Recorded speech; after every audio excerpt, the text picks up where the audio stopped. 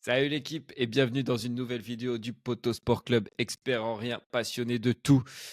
On était très optimiste il y a une quinzaine de jours, malheureusement, car on avait deux clubs français en demi-finale de Coupe d'Europe, c'est quelque chose qui arrive pas tous les ans. Et malheureusement, ces deux clubs français se sont fait éliminer. On a vu, on est revenu sur l'élimination du PSG évidemment. Et hier soir, c'est l'OM qui a fait les frais du niveau de l'Atalanta, tout simplement. J'ai envie de dire, je pense que l'Atalanta était meilleur sur sur la double confrontation, que l'OM était un peu pris par ses limites. Voilà, donc maintenant on va regarder les Allemands sûrement s'amuser en finale de Coupe d'Europe, deux clubs allemands en finale. Donc voilà, on va débriefer tout ça avec Johnny, forcément supporter déçu ce matin après la déroute de son équipe hier soir à Bergame. Comment ça va, mon ref?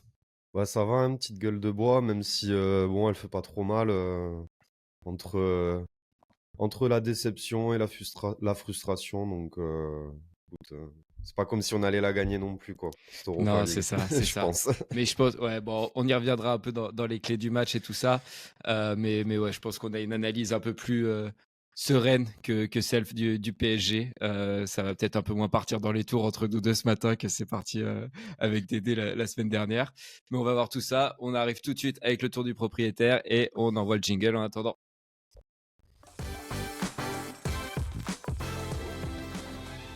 Allez la team, on va commencer tout de suite avec le tour du propriétaire. Mais avant ça, je vais vous rappeler de vous abonner, de liker cette vidéo si vous avez kiffé. Ça nous donne de la force à chaque fois. C'est très important pour la chaîne qui commence à prendre un petit peu. Donc on lâche pas, on continue. Abonnez-vous, likez et ça nous aidera beaucoup. On va commencer du coup avec la nouvelle habitude du Poto Sport Club, le tour du propriétaire. Johnny, tu vas me donner tes trois clés un peu de cette double confrontation, voilà, ce que tu as retenu de cette double confrontation et en particulier de ce match retour hier. Ouais, ben moi, comme je te disais, je suis entre l'acceptation et la frustration. C'est-à-dire que c'était une demi abordable, entre guillemets, sans sous-estimer l'Atalanta, loin de là, mais que la marche était un petit peu trop haute, malgré tout. Je pense que l'Atalanta était mieux préparée dans tous les domaines, que ça soit tactique, physique et peut-être même mental en recevant au retour. Donc, bah, ça, c'est une autre clé aussi. L'OM à l'extérieur, bah, ça l'a pas fait de la saison et encore moins bah, Ouais, dans cette Jean-Louis situation. Gasset l'a dit hier en conférence de presse. On est des tigres au vélodrome et des chats à Ouais, l'extérieur. bah, j'ai même pas regardé la conférence de presse parce que je suis allé me coucher Mm. après le match. Et voilà, par contre, si on peut sortir un point positif en rapport avec ça, bah, c'est que, comme tu dis, à domicile, l'OM était plutôt balèze avec un public, le meilleur public du monde, hein, le meilleur stade du monde, tout simplement. Hein. Ouais, y a pas à chier. Hein. Et non, mais c'est vrai, rigole pas. Ouais, d'accord. Ouais. Ouais. Et après, plus globalement, bah, tactique de l'OM assez incompréhensible, mais peut-être dû aussi au fait que les joueurs soient cramés. Donc, pas lucide du tout. Et voilà. Mm. Ouais, ouais, je Pas suis normal assez. qu'ils soient cramés, c'est ça que je veux dire. Quoi. Ouais, après, on pourra en rediscuter. Ça pourra être un de nos points de débat parce qu'ils ont quand même eu une saison compliquée avec beaucoup de rebondissements. À qui est la faute? Gestion de l'effectif, un peu de malchance avec les blessures. Ça va être intéressant de revenir sur ce point-là. Je vais vous donner maintenant à mon tour les clés du match. Ma première clé, bah, c'est tout simplement un vrai écart de niveau entre l'OM et l'Atalanta. L'OM globalement dominé sur les deux matchs, et particulièrement sur ce retour, par une équipe qui est tout simplement meilleure intrinsèquement, je pense. Et l'OM face à ses limites à ce niveau-là, vous avez vu très friable derrière, beaucoup d'occasions concédées et assez inoffensif devant. Même si c'est une belle équipe en face, l'OM ne fait pas le match qu'il faut pour espérer voilà, dans l'intensité, dans tout ça. Même si c'est compliqué, tu as dit, les joueurs sont cramés. Je pense qu'ils peuvent faire un peu plus, mais bon, on peut pas aussi réussir tous les matchs. Et l'Atalanta est une belle équipe bien coachée, avec un projet à long terme et un coach qui est là depuis longtemps. Donc c'est en somme toute logique. Deuxième clé, j'ai envie de retenir tout de même la superbe aventure de l'OM qui, grâce à un gros mental et un bel esprit d'équipe, a tout de même su faire vibrer les supporters marseillais dans une saison compliquée et tirer le maximum, je pense, de leur aventure européenne contrairement au PSG qui aurait pu aller une marche plus loin, je pense. Eux, ils ont fait le maximum qu'ils pouvaient. Et en fin de match, personne ne se cache. Encore une fois, contrairement au PSG, Gasset qui dit voilà, qu'ils n'ont pas été au niveau et qu'ils n'ont pas fait un match de demi-finale de Coupe d'Europe, tout simplement. Voilà, et ben, maintenant il va falloir se ressaisir et se remobiliser pour les 3 matchs de championnat qui restent et aller essayer d'arracher une place européenne. Et la dernière clé, quelques ballons qui auraient pu donner l'espoir à l'OM et qui n'ont pas été mis au fond, même si c'est dur, parce que quand tu as une ou deux occasions comme ça, il faut les mettre au fond pour espérer et peut-être un peu faire douter l'Atalanta. Je pense au lob d'Ndiaye qui passe juste Ouais. avant de prendre le deuxième, qui passe à côté, Ah, et au ballon il et au doit ballon. il doit la croiser. Ah, moi je pense que le lob c'est la bonne solution, hein. Le gardien Ah est non, non, tellement mais avancé. il doit la lober, mais Ah oui, en la ouais, croisant plus croisant. complètement, quoi. Ouais. Et je pense aussi au ballon d'Aubameyang à l'aller, la balle de 2-1 qu'il croise trop, lui, justement, face à face avec le gardien. Voilà, c'est peut-être deux petites actions qui auraient pu faire tourner le match Mm. d'un autre côté. Ouais, mais d'un autre côté, vu la physionomie du match et même de la confrontation aller-retour, au final, avec le recul, après, on sait jamais, mais je me dis que même si Ndia il la mettait, je suis pas sûr qu'on aille le gagner ce match. Non, mais au moins tu peux les faire un peu plus Mais douter. clairement, non, mais Tu peux clairement. sortir de ce match en te disant ah bah on a tout tenté, ils étaient juste meilleurs, tu vois. Alors Non, que mais là, tu as quand même une toute petite frustration, même non, si mais l'OM, je pense, clairement, n'allait clairement, pas au bout, tu vois. surtout que au moment où il y a cette action, après, on va pas tout lui imputer, hein. Ndiaye, Non. c'est pas du tout sa faute. Enfin, je veux dire, c'est pas à cause de lui qu'on se qualifie pas, mais au moment où il rate cette occasion, quand même, ça peut faire 1-1. Et Ouais. 5 minutes après, il y a 2-0. Bah ouais, c'est ça. C'est tout le temps Ça comme fait ça dans le tourner, foot. ouais. C'est horrible. C'est C'est tout le horrible. temps comme ça. Mais j'avais envie de te revenir aussi sur un de tes points, des joueurs cramés en cette Ouais. fin de saison. Et je vois que Ouais. tu mets un peu la gestion de l'effectif de Longoria. Si tu veux. Euh, Moi, je trouve qu'il y a aussi quand même une part d'accumulation d'événements contraires entre les blessures, répétées, Gigot qui a été absent un moment, Klaus, enfin bref, je vais pas tous les citer, mais il y a eu beaucoup de blessures. bah, il y a... Et puis toutes ces préparations tronquées avec les changements d'entraîneur, Voilà, etc., absolument. etc., quoi. Ouais, bah, c'est ça. Je pointais pas forcément Longoria parce que moi je suis plutôt content de Longoria, mais du coup, oui, sa gestion fait que le fait de changer d'entraîneur tous les ans, cette année particulièrement, je crois qu'on a changé 3 fois d'entraîneur. Du 4 coup, si tu comptes Pancho à Bardonado. voilà, donc une préparation tronquée, des visions d'entraînement et des visions du foot différentes. Les blessures, la CAN. Alors la CAN, il n'y a pas que l'OM hein, qui l'a subi, mais par contre, Ouais, c'est là où je quand suis tu d'accord fais avec toi ton, sur la gestion de l'effectif. Ouais. quand tu fais ton recrutement, Tu le sais qu'elle vient la canne, voilà, quoi. tu sais, donc ok, il n'y a pas de souci, tu peux prendre des joueurs qui vont jouer la CAN. Déjà, le fait de jouer de la CAN, c'est-à-dire que c'est des bons joueurs, mais Ouais. prépare-le alors. Trouve des doublures ou Non, puis même, voilà, tu prépare-le. recrutes pas forcément, je sais pas combien dans le recrutement, plus les joueurs que tu avais déjà, tu savais que tu allais perdre 6 ou 7 joueurs Ouais, qui sont quasiment titulaires, quoi. non, mais c'est clair. Et du coup, ouais, des joueurs cramés. Euh, Toute l'année, c'est la course au championnat. On s'est jamais mis à l'abri. On s'est jamais mis serein par rapport à ça. Donc, en fait, tous les matchs que tu fais, t'es en train de les jouer à fond, de puiser dans tes ressources. Et quand arrivent les moments où il faut tout donner, ben, t'as plus rien, quoi. Ouais. Ouais, puis t'as pas la profondeur de banc aussi Ouais, pour c'est faire ça. tourner en championnat, comme tu dis, comme le font Mm. certaines équipes. Ouais, ouais, je suis d'accord avec toi. Je trouve ça dur de mettre un peu tout sur Longoria dans sa gestion de l'effectif, mais ouais, c'est dur pour l'OM de perdre comme ça, de sortir comme ça. On le voit avec les larmes d'Obama à la fin. Mm. On les a sentis marqués parce que bah, c'était un peu leur échappatoire, cette Europa League aussi. Clairement, clairement. Je sais plus je crois que c'est Kondobea qui disait ça à la fin du match, que c'était voilà, quelque chose qui leur redonnait le sourire dans une saison compliquée et que maintenant bah, c'était fini, qu'eux, au fond d'eux-mêmes, ils y croyaient, même si pas grand monde y croyait pour eux. Donc voilà, c'est compliqué. Moi, j'ai envie de revenir aussi quand même rapidement sur cette équipe de l'Atalanta. Bah, qu'on a vu un peu ce projet avec Gasperini commencer il y a 7-8 ans et qui a atteint les finales, merde, les places éliminatoires de Ligue des Champions, les matchs à élimination directe, pardon. Quart de finale, on se souvient de la défaite contre le PSG dans le Final 8 à la dernière minute. L'année d'après, je crois qu'ils perdent contre le Real en huitième.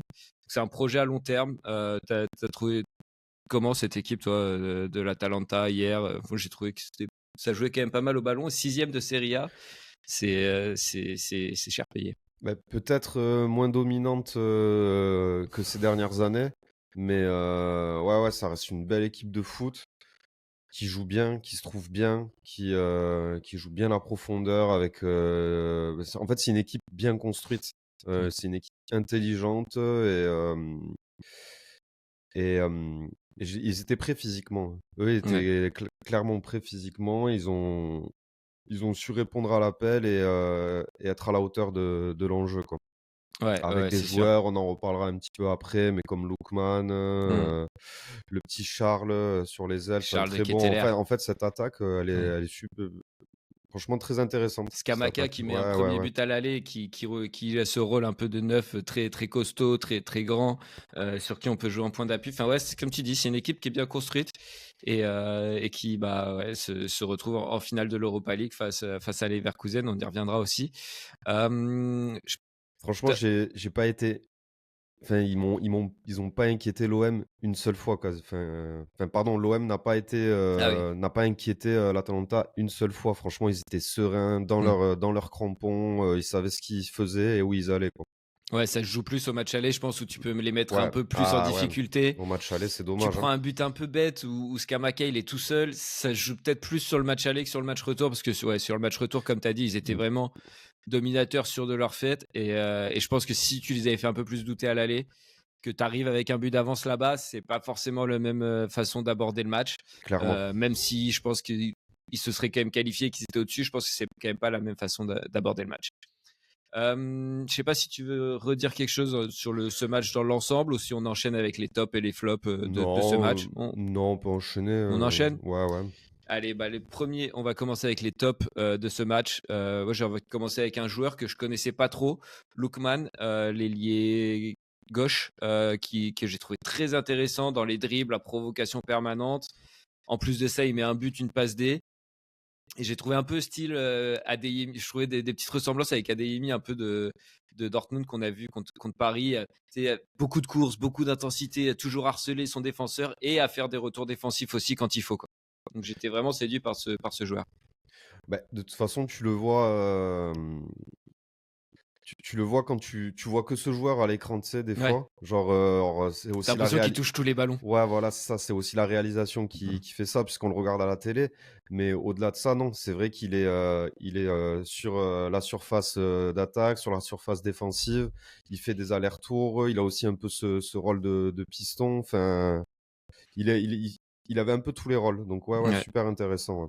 Ouais, et enfin, je trouvais la comparaison avec Adeyemi qui a fait beaucoup de mal à Paris intéressante. Il fait faire Euh, des cauchemars, hein, ce Adeyemi. ah putain, arrête, m'en parle pas, m'en parle pas. Deuxième top de ce match, le but de Ruggieri, qui est tout simplement magnifique avec une. Bon, les trois buts sont plutôt jolis, je C'est trouve. ce que j'allais dire. Ouais. Mais le Mais deuxième, tu parles du deuxième, c'est ouais, le ça? deuxième Ouais, là le où il deuxième, fait, il est il fait une magnifique. 2 Ouais. avec Lookman justement Ah là qui lui là. remet. Oh là là. Mm. Et il envoie une patate pleine Lulu. Après. Bon, le but est très beau. Je pense que la défense peut quand même mieux défendre. Oui. Tu vois, Ruggieri, il récupère son ballon, il fait un 1-2 assez simple. Personne qui le suit. Enfin, je crois que c'est Verretou qui essaie de le suivre, mais qui est à la rue. Bon, il doit y avoir un mec en défense qui doit venir compenser et un peu bloquer cette ligne, cette ligne de passe et de 1-2 entre les deux joueurs, quoi. Ouais, mais clairement. Clairement, moi, je trouve que la défense était pas au rendez-vous, notamment Gigot. Je l'ai trouvé, enfin, on va en parler juste après, mais était spectateur. Et pareil, tu parles de Verretou, mais en fait, Verretou, il était cramé. Hmm. Les joueurs étaient cramés. Ils Je pouvaient trouve faire qu'il fait aucune pas un si course. mauvais match que ça, Verretou, pour le coup. Au milieu, c'est quand même un qui surnage, qui essaie de se révolter un peu à la fin. Mais oui, c'est sûr que de toute façon, ils étaient tous en dessous, je pense. Oui, et Klose, il n'était pas là non plus. Mais bon, on est sur les tops. Donc oui, pour parler du but, magnifique. Et encore une fois, belle action collective de l'Atalanta. Mais c'est ce que je disais tout à l'heure. Le but, il arrive, mais c'est quelques minutes après le raté de Ndiaye, donc comme quoi un match peut vite tourner et comme quoi aussi on peut mettre dans ces tops le mental et le sérieux de l'Atalanta, quoi, Ouais, bah c'est comme qui a rien lâché regarde, jusqu'au bout, quoi. Paris contre Dortmund, c'est Mm. Ozaïre Emery qui prend le poteau et 3 minutes plus tard, but d'Hummels, hein. Et ouais, c'est ça. C'est le foot, c'est comme ça, faut être tueur et là les deux équipes françaises ne l'ont pas été dans ces demi-finales de Coupe d'Europe. Dernier top de ce match, quand même un top côté marseillais, un joueur qui est, enfin moi de ce que j'entends, je regarde pas tous les matchs de l'OM donc je peux pas être, c'est dur pour moi de le juger, mais Paolo Lopez en première mi-temps qui garde l'OM en vie pendant un moment. Non, il fait un Euh, bon match. euh, Top 3 monde sur sa ligne, Paul Lopez. Non, mais pourquoi tu donc rigoles? l'OM a le meilleur stade et le public te montre. Ils ont le troisième meilleur gardien du monde. Non, j'ai dit top 3 monde sur sa ligne. Ouais, d'accord. Eh, gros. Oui, Ter Stegen, Donnarumma et Oblak. Voilà, je t'avais trouvé 3 qui sont meilleurs que lui. Au Black, c'est fini, gros. Il Ouais, est cramé au Black. Ouais, ouais. Ouais. Bon, de là à dire que Paul Lopez est meilleur que lui sur sa ligne, je sais pas si j'irai jusque-là. Mais ouais, il fait 3 gros arrêts, notamment sur le. S'il y a but, je pense qu'il aurait été refusé avec la faute de Scamacca au départ sur le corner, sur Mbemba. Et ouais, derrière, il prend la barre et une très belle parade sur une tête à bout portant de Scamacca, du coup, je crois, ou de Ketteler, je sais plus. Mais voilà, je l'ai trouvé très bon. Je trouve qu'il est beaucoup critiqué, ce gardien, quand même, depuis le départ de Mandanda. Je trouve que les Marseillais regrettent beaucoup Mandanda. Moi, Moi, à chaque fois franchement, que je non. le vois, je le trouve pas si mauvais que ça. Contre Benfica, il est bon. Il sort Hmm. des pénaltys, il me semble, dans la séance de tir au but. Ouais, alors que c'est pas ça aspect. Ouais, donc voilà, moi je t'avoue que j'ai un peu de mal à comprendre toutes les critiques qu'il y a envers lui. Ben, moi aussi. Moi, évidemment que j'ai eu ce petit regret que Mandanda s'en aille au début. Mais je trouve que Paul Lopez a fait l'affaire directe. En fait, c'est un peu dur parce qu'il y a ce sentiment d'appartenance que Mandanda, enfin ce sentiment lié très fort que Mandanda avec l'OM et avec les supporters. Et au début, il a eu un peu ce désamour pour Lopez, pas forcément justifié. Dès qu'il faisait une boulette, ben, on mettait la loupe dessus et tout était grossi, alors qu'en soi, tous les gardiens font des boulettes, tous les gardiens font pas des matchs de fous furieux tous les week-ends. Moi, j'ai toujours aimé Paul Lopez. Puis en plus, je trouve que dans l'attitude, je le trouve plutôt bien. Tu vois, ça a Ben l'air ouais, d'être un mec qui est quand même assez leader, qui ben oui, en oui. conférence de presse, il se cache jamais, il va dire les choses. Voilà, contrairement à, je vais encore revenir. Je suis désolé, je suis un peu traumatisé, hein, mais quand tu vois un Marquinhos qui est yaourt nature en conférence de presse, qui dit des banalités après chaque élimination, bah voilà, moi je préfère un Paul Lopez qui vient dire les choses et qui est honnête au moins avec les Ouais, supporters en conférence de presse, quoi. Et je parce trouve qu'il a ce rôle de leader un peu. Il n'a pas été capitaine d'ailleurs quelquefois. Paul Lopez, Ouais. possible. Ouais, il me semble qu'il a Là, été capitaine, quoi. là, je regarde, ça fait 3 saisons qu'il est à l'OM. Franchement, quand on compare Mandanda à Rennes, enfin, je veux dire, il a pas fait. Ah, Mandanda, il a quand même des belles périodes avec Rennes, je trouve.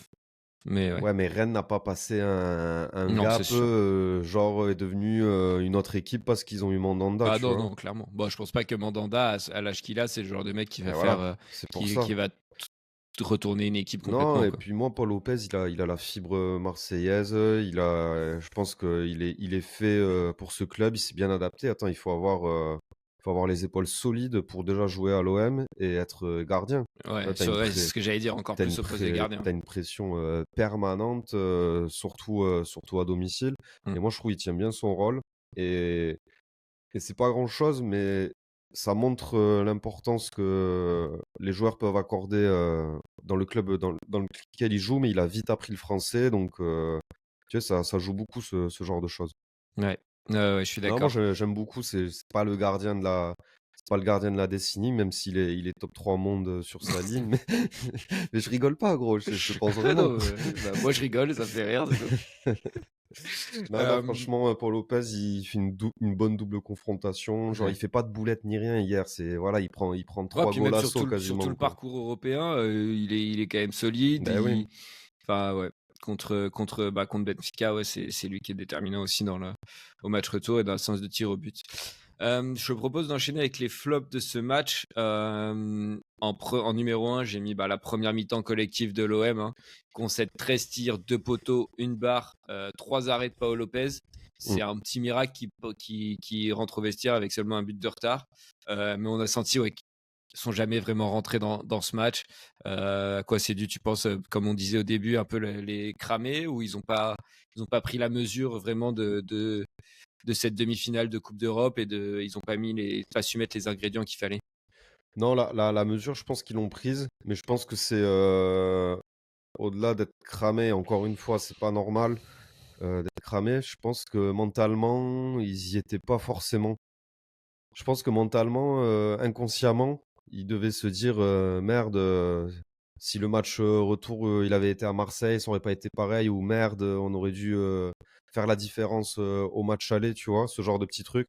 Je Je pense pense qu'ils qu'il y a avaient déjà un peu lâché dans la tête, quoi, Ouais, avant moi je d'arriver. pense que le match était déjà perdu avant de le commencer et je Mmh. trouve ça se voyait un petit peu, sur l'attitude, même si tu dis que la première mi-temps collective de l'OM, avec tous ses tirs et ses poteaux, le montre pas forcément et les 3 Ah arrêts non, de mais Lopez. je dis justement que c'est un des flops, la première mi-temps de l'OM, donc ils sont pas rentrés dans le match. Oui, Et oui, oui, les tirs, pardon. tout ça, c'est les tirs de Bergame. Oui, oui, pardon. Ben oui, oui, voilà, ça prouve ce Mmh. que je viens de te dire, quoi. Ouais, ouais. C'est pour moi, le match était perdu avant de le commencer. Ouais, puis je pense que, tu sais, ils se sont peut-être dit aussi un peu, bon, on a tiré le maximum. On a un peu raté le coche au Vélodrome la semaine dernière. Ouais, mais clairement. On est un peu arrivé au bout de notre aventure et inconsciemment dans leur tête, ils sont jamais rentrés dans ce match-là parce que c'est comme, je sais pas, enfin, moi en tennis par exemple, quand j'avais fait des gros tournois, que j'enchaîne 3 perfs et que j'arrive sur un mec qui est censé être vraiment meilleur que moi, t'arrives un peu avec ce sentiment de, j'ai déjà tout donné. J'ai déjà fait le max de ce que je pouvais faire. Si je perds, entre guillemets, c'est pas grave et t'as pas cette petite pression qui te garde et qui te fait rentrer dans les mecs dès le début, tu vois. Je Donc, pense qu'il y a eu de ça. Et ouais, puis, ouais, c'est possible. même avec une tribune fermée, belle ambiance quand même à l'Atalanta, donc Mmh. Ouais, ouais. ouais, il y a eu ça, ouais. Deuxième flop, on va enchaîner. Je pointe Ndiaye du doigt, même si c'est un peu dur, mais c'est un peu tout le secteur offensif dans son ensemble. Alors Aubameyang, il n'a pas été trouvé, mais bon, il s'est pas non plus montré pour aller chercher des ballons, alors que c'est lui qui doit être le meneur de cette équipe. Il est meilleur buteur de l'Europa League cette saison, meilleur buteur de l'OM de loin. Donc voilà, c'est pour ça aussi que c'est un peu dur de lui tomber dessus avec la saison qu'il fait, surtout la deuxième partie de saison. Harit aussi trop pas assez influent, quoi. Pas assez influent dans le jeu quand tu as ce poste de numéro 10, voilà, de Mmh. distributeur et tout ça. Je pense que ouais, c'est le secteur offensif dans son ensemble qui a été inoffensif justement pendant toute la rencontre. Ouais, clairement, peut-être que Kondogbia et Veretout marchaient un petit peu sur les pieds, arrivaient pas à faire la liaison avec l'attaque. Moi, je trouve quand tu compares, la ligne d'attaque de l'Atalanta et de l'OM, bon, c'est facile avec le recul et la saison que font l'Atalanta, notamment en Europa League. Mais franchement, ils ont une belle attaque, l'Atalanta, hein. Je te dis, le, Ouais. le De Ketelaere, Scamacca et le Lookman qu'on découvre un peu, tu les mettrais à l'OM, pouah. Ah bah oui, ça c'est sûr. Non, mais c'est Ah c'est c'est ouais. fou, quoi. Ndiaye, ben voilà, il fait du Ndiaye. C'est pas la même classe de joueur en fait, Ouais, c'est tout clairement, simplement clairement. quoi. Mais Quand Ndiaye, il tu regarde toute la saison, au final, il a fait du Ndiaye en demi-teinte. Voilà, Ouais, nous, la demi-teinte. comme dirait Eric Dimeco, nous Ndiaye à Paris on l'aime bien. Harit, je trouve qu'il revient quand même plutôt bien de sa blessure, mais il est pas encore à 100%. Et Enfin, il Aubameyang, revient bien de sa blessure, ça fait 1 an qu'il est revenu quand même, hein. Ou 6 ouais, mois, mais quoi. oui, mais tu sais, les croisés, quand tu les Oui, non, as, mais d'accord, mais au bout d'un moment, non, mais c'est plus la blessure. je te Enfin, parle, je c'est. te parle de pourcentage. Genre, je le sens pas à 100%. Il est Mmh. à 97, 98%. Et Ouais. Aubameyang, il peut pas tout faire, quoi. Ouais. Il Ouais, peut c'est pas sûr. tout faire. Il C'est peut pour pas ça que être je au dis que c'est four et au dur moulin. de Ouais, lui tomber non, dessus. Aubameyang peut pas lui tomber dessus. Mais je pense que lui-même est quand même déçu. Tu sens que les larmes à la fin, c'est plus des larmes de frustration que de la vraie tristesse, de se dire. C'est plus de la colère, moi, je Et, pense. Et de se dire, ah aussi, putain, on n'est pas allé jusqu'au bout, quoi. il y a de ça. Et aussi, comment on dit? La pression qui est relâchée, tu vois. Ouais, ouais, la décompression un Voilà, peu. la Ouais, décompression. Je ouais, pense qu'il y a de ça aussi. ouais, ouais, ouais. Parce que je pense que les joueurs le savent, enfin, l'équipe, tout le monde peut pas avoir de regrets non plus. Tu peux te dire: «Oui, à l'aller, on aurait pu enfoncer le Ouais, c'est clou, ça. faire la différence», mais au final, dans l'ensemble, Encore une fois, l'Atalanta au final était au-dessus. Mm. Et voilà, ils ont mis 3-0 net et sans bavure. Ouais. Ouais, je suis d'accord. Enfin, c'est ce qu'on dit depuis le début, hein, qu'il n'y a pas vraiment de regret à avoir, que ils sont allés au bout de leur aventure, ils ont donné le maximum, et à partir de là, bah, t'as pas de regret à avoir. Le troisième flop de ce match, côté défensif cette fois, avec, tu veux pointer du doigt Samuel Gigot. C'est toi qui l'as rajouté, donc je vais te laisser un peu développer là-dessus. Qu'est-ce qui tu l'as trouvé T'as marqué Gigot nul dans le conducteur, donc je vais te laisser Bah non, développer mais un peu. Gigot, je l'ai trouvé hors de propos. Je l'ai trouvé à côté de ses crampons. Il était passif, spectateur sur certaines actions, pas dans son match, contrairement à Balerdi qui était à fond dans le match, qui je trouve fait plutôt un bon match. Il fait une belle Euh, saison même, il fait Balerdi, hein, une très belle saison même. qui était beaucoup critiqué aussi Ouais, pendant les 2 premières saisons, bah, il était là. je pense qu'il va devenir capitaine de l'OM où on peut le vendre 70 millions à la fin. J'exagère pas, gros, je le pense vraiment. 70, frère, arrête. T'as jamais vendu un joueur 70 millions. 30 Bon, millions max. 35. Allez, si tu veux, je te les donne, les 5 millions de bonus. Et, euh, et après, quand il y a les changements à la deuxième mi-temps qui passent sur le côté, Gigot, je suis pas plus rassuré que ça. Donc, je veux pas lui tirer dessus, mais voilà, Il revient de ça. blessure aussi, non? Oui, oui.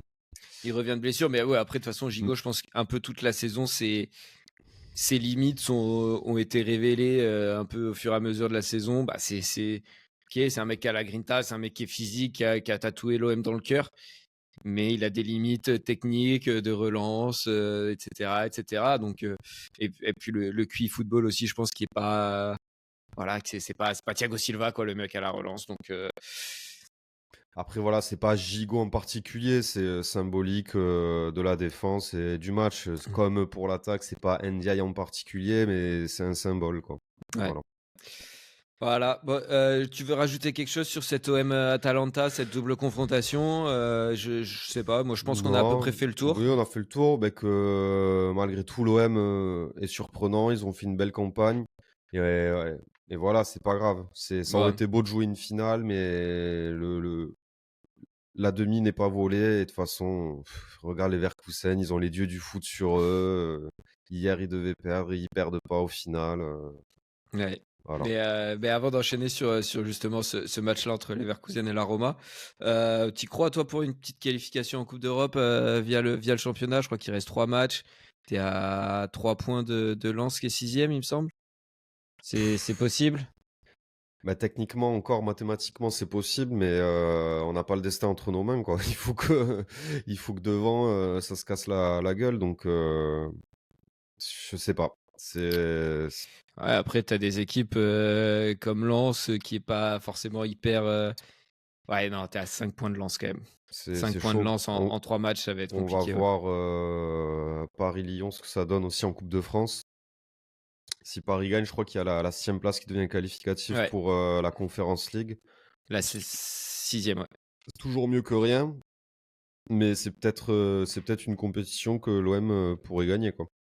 Ouais, ouais, bah vous avez fait demi-finale aussi Mm, il y a 2 ans ou la saison dernière. je crois, ouais. Donc ouais, tout à fait, tout à fait. Allez, on va enchaîner avec cette autre demi-finale. Du coup, on va passer rapidement dessus, 2-3 minutes.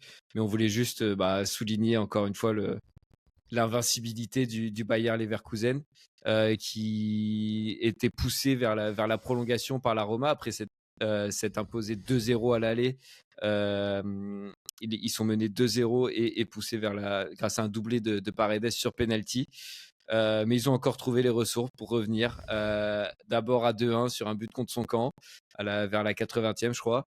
Et puis cette haine de la défaite qui anime cette équipe cette saison, avec l'égalisation à la 97e.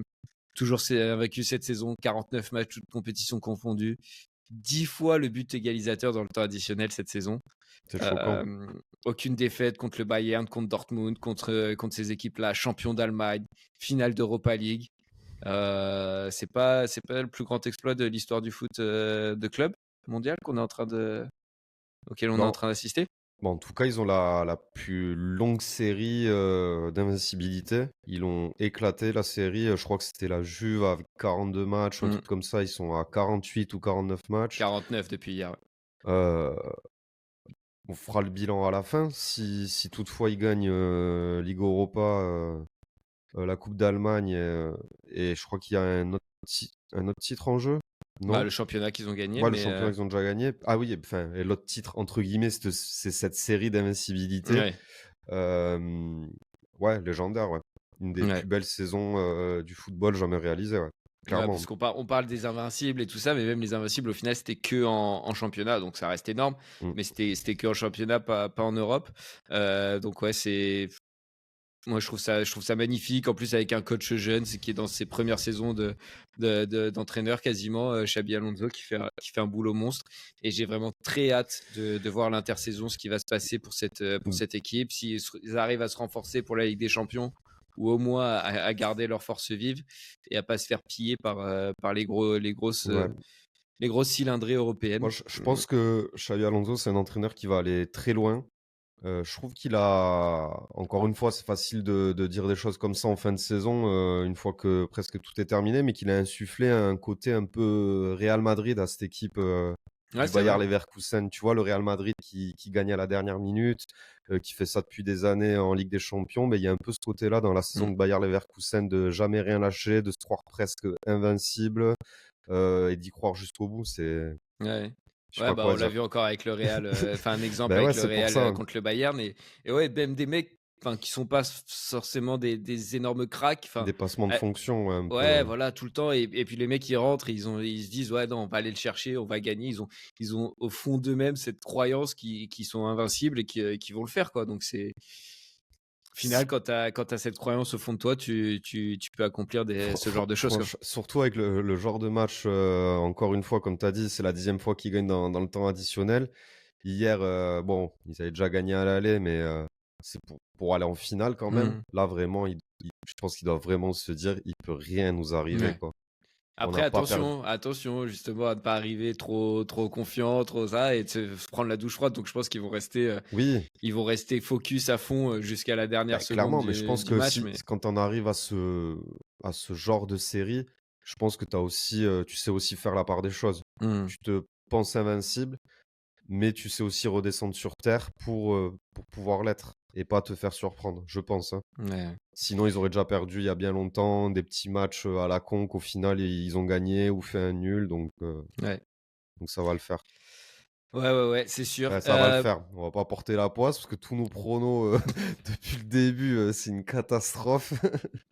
Ah bah, expert en rien, hein, passionné Ah de ouais, tout, mais expert en putain. rien. Ok. Bon, ben ouais, en tout cas, ce Bayer Leverkusen, très alléchant et excitant. J'espère, bah, moi, je suis à fond derrière eux hein, pour la Ouais, finale. bah Donc, pour la pour legacy, pour l'histoire, l'histoire, ouais. exactement. Je pense qu'il y a que Bergame et les supporters de l'Atalanta qui seront pas pour Leverkusen en finale. Voilà, que retenir de ces demi d'Europa League? Une déception, mais au final logique pour l'OM et cette magnifique série qui continue pour le Bayern. Mm. Voilà, tu voulais rajouter quelque chose, mon Johnny, ou on peut conclure? Non, que même sans Liverpool qui s'est qualifié, je trouve que c'était des belles demi d'Europa League. Je trouve que cette compétition, depuis quelques années, Elle gagne ah, du galon un peu. ouais, elle a un peu plus d'intérêt, un peu plus de niveau Bah, je trouve que tu as que... de plus en plus de gros clubs qui y sont Ouais, aussi. Vu que c'est un peu plus partagé et qu'il y a plus de gros clubs aussi, tu vois, tu as toujours un gros club anglais, c'est toujours gros club italien, un truc comme ça, quoi. c'est jamais une honte de gagner une coupe européenne, mais il y a quelques années, on aurait pu dire, ouais, bon, c'est l'Europa League, ça vaut rien. Maintenant, genre, Ouais, je pense que les clubs, les joueurs veulent la gagner et seraient fiers de la gagner, quoi, cette Coupe d'Europe. ouais, c'est sûr, c'est sûr. Bon, nous, on va se quitter. On a fait le tour sur ces demi-finales. Merci à tous de nous avoir suivis dans cette nouvelle vidéo du Poto Sport Club, expert en rire, passionné de tout. Comme je l'ai dit en début de vidéo, n'hésitez pas à vous abonner, à liker cette vidéo si elle vous a plu. Et puis on se retrouve très vite. Là, je pense qu'on va faire une petite pause football pendant un petit moment. on aura évidemment la finale de la Ligue des Champions sur laquelle on va parler. Mais avant l'Euro, tout ça, on va se calmer un peu sur le foot. Il y a du basket qui arrive avec les playoffs, donc n'hésitez pas à checker tout ça sur le Poto Sport Club. Et puis on arrive très vite aussi sur Insta avec des petits nouveaux formats, des trucs comme ça. Donc n'hésitez pas à nous suivre partout sur les réseaux. Il y a les liens en description, il y a tout ce qu'il faut en description de la chaîne, peut-être en description de la vidéo. Voilà, je suis un peu long, donc je vous dis bisous équipe. À ciao, bientôt. Oh, j'arrive plus. Ciao l'équipe. Ciao.